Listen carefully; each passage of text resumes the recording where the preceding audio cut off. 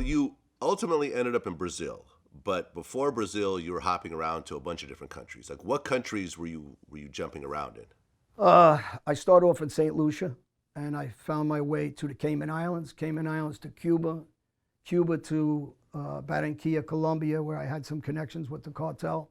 They helped me move from Barranquilla to Medellin, back to Cali to the Venezuelan army base.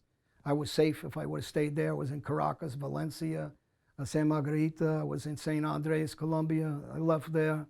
I went to Italy, Greece, France, Spain, Albania several times. I left there. I was in West Africa. I picked up about 6 passports there, 2 from Venezuela. I had 8 passports. I was in Argentina, Paraguay, Uruguay. I was all over the world. I hit every island. I was in Jamaica. I had a connection and a friend, a Jamaica girl that helped me out there.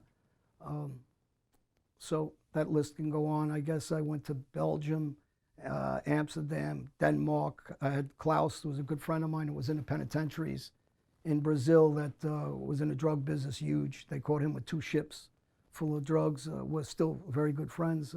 He helped me get passports in Africa. And I moved around. I went to Germany, Switzerland. I've been all over the world. I have connections in most of these countries. Well, you mentioned Colombia and the Medellin cartel. Were you dealing with Pablo Escobar?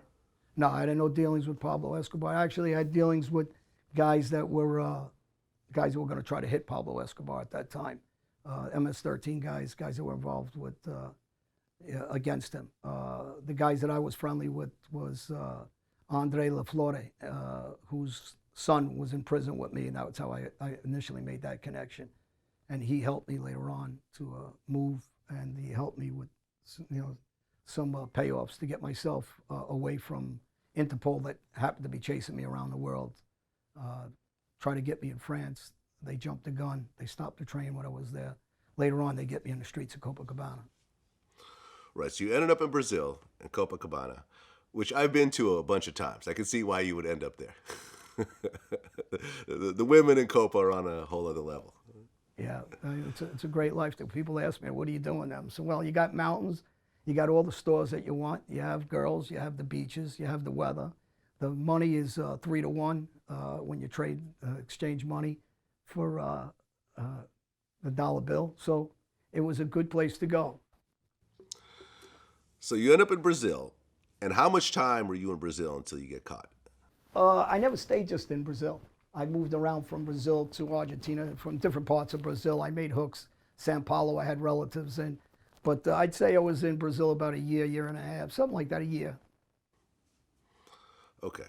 So you were in Brazil for about a year, and then the police finally catch up to you and you get locked up. Well, yeah, I mean, that's the fast version. I mean, I had money set up from Canada, bank accounts to Cuba, Cuba to Brazil. So I had some banking things set up for me, and I had money sent to Albania through one of my cousins would help me. And eventually, I'd set apartments up in different locations. So if I had to jump at 1 second, like I was going to do in Brazil, I was going to Argentina, I had the apartment set up. So when I make my trips back and forth to different countries, I was setting up apartments, paying for them. And then I was going to leave actually the next day, but I get caught in Brazil, yeah. You end up doing 2.5 years in a Brazilian prison, and the prison you were in was considered one of the worst prisons in the world. They actually suggested that the prison get shut down some years later. Well, because they never let an advocate group in there because of the treachery, the conditions, the killings, the riots, and the rapes of inmates by the guards themselves, not even by other inmates. So the guards were raping inmates. Guards were raping. It was on CNN. They were raping inmates. They were killing inmates. They were executing. And guys sent orders out on the street to kill guards and police from the street. And what the Brazilian police started doing was killing gang members, or they said so-called gang members in the street. It was all over CNN at the time. They accused me of being involved in starting some of these riots at the time.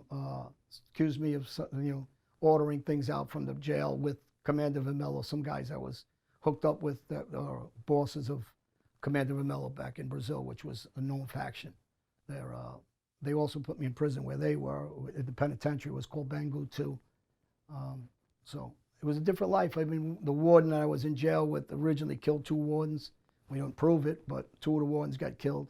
One walking his child to school over the corruption that was going on. So we were going back and forth at each other, yeah.